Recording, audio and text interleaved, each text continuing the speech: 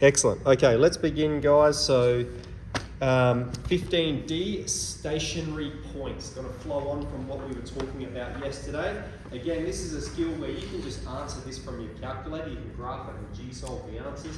But we're looking at how can we use calculus techniques to justify it. So that's what we're going to be talking about today. So let's have a look at the table I've got for you in the notes there. So these notebooks are good. Saves us having to write all these out, right? And we have the superset, okay, that's the subtopic of stationary points, okay? So a stationary point, as it suggests, is a point on the graph where it's stationary. That means it's not increasing, it's not decreasing, it's stationary. And so this occurs when the slope is 0, okay? We have a stationary point when the slope is 0. Now we have two types of stationary points. We have turning points, okay, which is where it changes from increasing to decreasing or decreasing to increasing. All right, and those are local maximum and local minimum. Or we have a stationary point of inflection, so where it's decreasing, goes horizontal, and then it keeps decreasing. So that's what they each resemble. So there's a technical difference between stationary points and turning points, but that will be more clearly emphasized in stage 2 methods. So let's get straight into how we can use calculus techniques here then. So we have this function here, and we're trying to determine, what's it say? Find the coordinates and nature of all stationary points. So the first thing we could do is look at the graph, and we can see the points where it's stationary. We can see the local max there. Okay, we have a local maximum point when x is 0, y is -2, and we have a local min there, and that's it. We don't have any stationary points of inflection. That's the answer that we're going to get. Okay, we've got the answer. We can see it straight from our graphs: G-solve max, G-solve min. But we're going to use calculus techniques to justify why that's the case.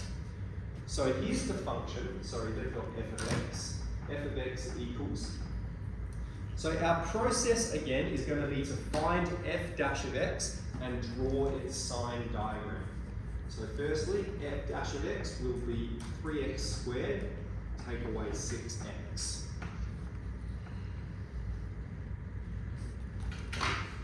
Okay, now just like we were talking about yesterday, what you can do is you can graph that to draw the sign diagram. You can use your calculator, right? How would we go about doing it manually, using these manual techniques?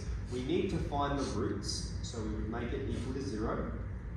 And if we're solving a quadratic like this, we're going to factorize what's common.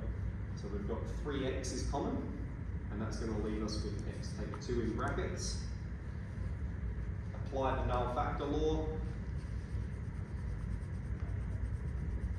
and we'll obtain our solutions. X is 0 and x is 2. They're the roots. And again, recapping from semester 1, this is an equation of a quadratic. It has a positive coefficient of x squared, a positive a value, which means it opens upwards. So that means it's going from above, below, above. Okay? So, that there, all of that.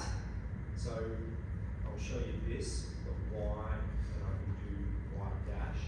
No, yeah, dash of x.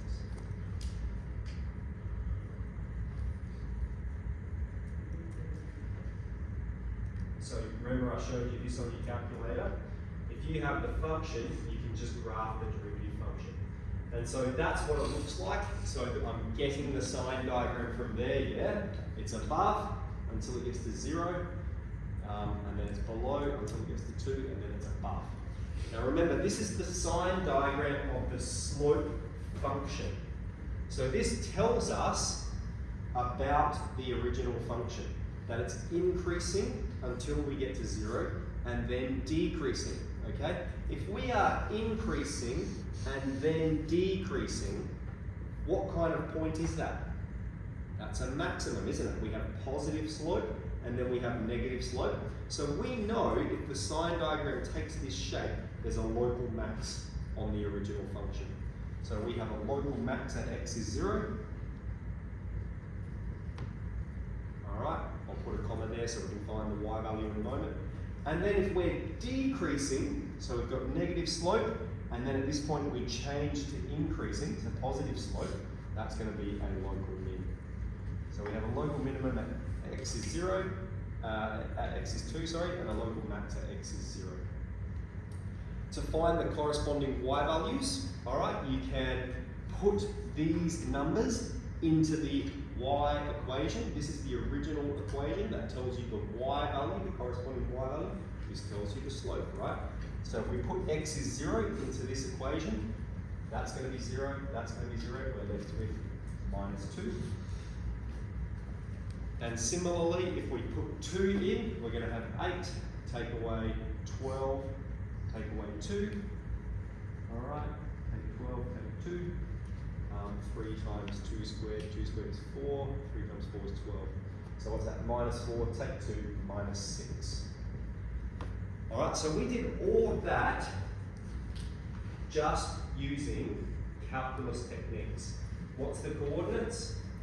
0 and minus 2, 2 and minus 6. All right, so we have a local max and a local minimum using the calculus techniques there. What were we doing yesterday? Making comments about where it's increasing and decreasing. That's going to be a skill that does pop up again today. So we'd say increasing for x is less than 0, decreasing between 0 and 2, increasing after 2. Really good. Okay, let's have a look at the next one then. Our next question is x to the power of 3. Okay, so the function is x to the power of 3. So, what's the process? Find f dash of x and draw its sign diagram. 3x squared. If we want to draw the sign diagram of this, we need to know what are the values that make it equal to 0. Alright, the solution is x is 0. It's a double root, it's the only solution. So we have one root for this quadratic, 0. And it's touching at 0. Okay. Again, you can sketch the graph of that and draw the sign diagram from the graph. Like you see, it's above, it touches, and then it's above again. So what does this mean? It means it's increasing, it goes horizontal, and then it keeps increasing. Now we have to determine, we're asked to determine the nature and coordinates of the stationary point. So this here's the stationary point over here, these are the stationary points. The nature, local max, the nature here, local minimum.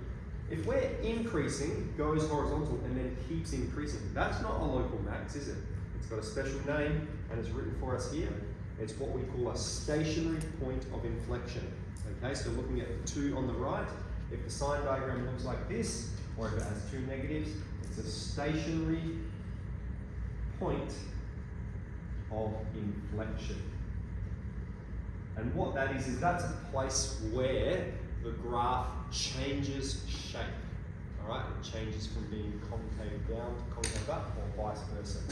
So I'll point that out in a moment. But the coordinates of it, we've got x is 0, and if the x value is 0, then the y value will be 0 to the power of 3. The y value will also be 0. So we have a stationary point of inflection at 0, 0. Let's show you that that's the case. So the function x to the power of 3. Okay, so what you can see, if I'm just following my mouse along there, it's increasing until we get to the point 0, where it's horizontal. The slope there, it's not increasing, it's not decreasing, it's a stationary point. The slope is stationary, and then it keeps increasing. Now, side note, what a point of inflection is it's a change of shape, okay? If I have a graph like this, we have 2 types of shapes here. We have what's called concave down, where it's opening downwards, and we have concave up, where it's opening upwards, all right? The point where it changes from being concave down to concave up is called a point of inflection. Here we have a special type of inflection, which is stationary, okay? It looks like this. Here, concave down, here, concave up. That's the significance of a point of inflection. Okay, let's open our textbooks. We're going to do the first question together. So exercise 15B, I'll draw it up here. I think we'll do the first two together and then you can have a go at the rest yourself.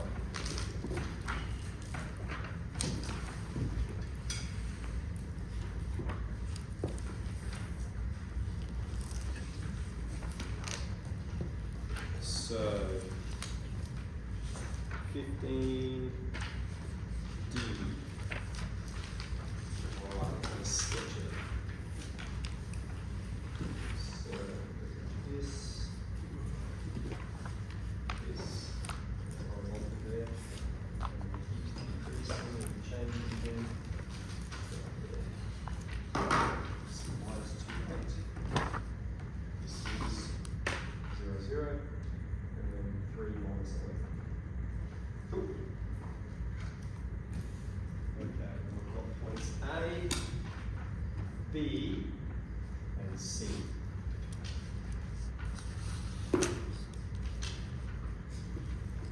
All right. We'll just do question 1 together. Okay, the tangents at ABC are horizontal. Okay, so that means the slope there is 0. Now, these are all types of stationary points. Part A, classify points A, B, and C. A is a local max. All right, firstly, you can observe that it's a maximum point.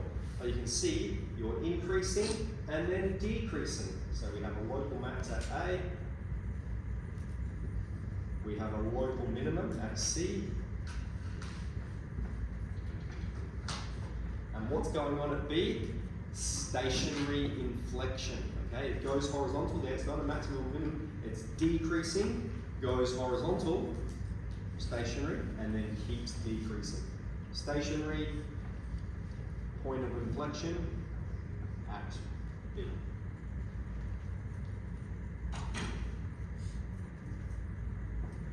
Okay, now one thing we can do is draw a sign diagram for f dash of x. Okay, so this is f of x, and they want us to draw the sign diagram for f dash of x. Okay, so this is where we're starting to venture into some of those stage 2 concepts. Now, what is f dash of x? F dash of x is the slope function. Alright? So that means the roots on here are going to be when the slope is 0. Where is the slope 0? Point B is one of them. Yep, it's where it's horizontal, it's where it's stationary. Alright? Where else is it 0? Point A and point C. And we could put them in terms of numbers. This is minus 2, x value is minus 2, this is x is 0, and this is x is 3. So let me reiterate how I've got those for you. We're drawing the sign diagram of the slope function, okay? Now remember on the sign diagram, that's when the roots occur. So that means the roots of the slope function occur when the slope is 0. When is the slope 0? When it's not increasing, it's not decreasing, it's horizontal. They're the roots of our sign diagram. Then what we can see is until we get to this point, you would be walking uphill, you would be increasing. We have positive slope until we get to here, which means on the sign diagram for the slope function, we have positive slope. Okay? Then between A and B, we would be decreasing. You would be walking downhill. Alright? At B we're 0, but then you would keep walking downhill, so you would still have negative slope, and then after C, you would be walking uphill again. Okay, so we can get the sign diagram using that procedure, or we can even think about it like this. There's a local max at A. If there's a local max there, that means it goes from increasing to decreasing. That's exactly what we expect. There's a local min at x is 3 at point C. That means it goes from decreasing to increasing. All right? And then we have stationary point of inflection there. It's either negative, negative, or positive, positive. So it all confirms itself. So that's an extension from what we were doing yesterday. So hopefully that's all right. Okay, part C. State intervals where the function is increasing and where it's decreasing. Remember, it's increasing when it has positive slope. That's when you're walking uphill. All right? And so we can see from the diagram here, for values less than -2, that's when it has positive slope. And values larger than 3.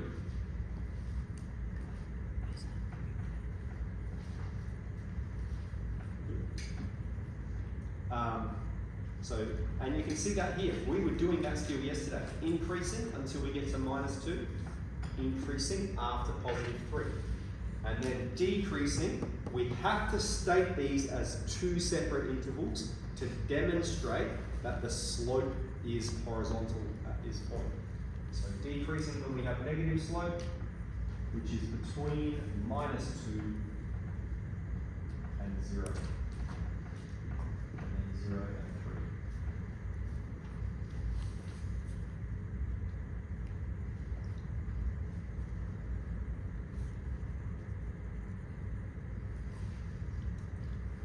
Okay. Part D. Draw a sign diagram for f of x. Okay, so that means draw a sign diagram for the original function. And so for f of x, remember a sign diagram is just an indication of when is it above and when is it below. So this point here is x is -4. So we have -4, we have 0, and we have this point here, +5. And you can see it's below, it's above, it's below, and it's above. That's what the sign diagram of f of x would look like. Okay, now one thing you will see pop up, so I'm just going to add this part in. Describe the graph, describe behavior of the graph as x approaches infinity and x approaches negative infinity. Okay, so I'm saying what's happening to the function as x goes really far that way and really far that way. Okay, so these arrows tell us if we go really negative, y is going to go mega negative. Okay, that arrow is pointing down. So if we go really far to the left, y goes really far down. Okay, y is approaching negative infinity. So we would say as x approaches negative infinity, y approaches negative infinity. Alright? Similarly, what's happening as x approaches positive infinity? Well, y approaches positive infinity as well. That's what's happening with this function here. Alright, so I reckon that's enough to have a go at question 2, 3, 4, and 5. Alright, so continuing on from where we left off yesterday. Any questions about the skill? Alright, so question 2 and 3 and 4 will guide you through it. 5 is a bit self-directed.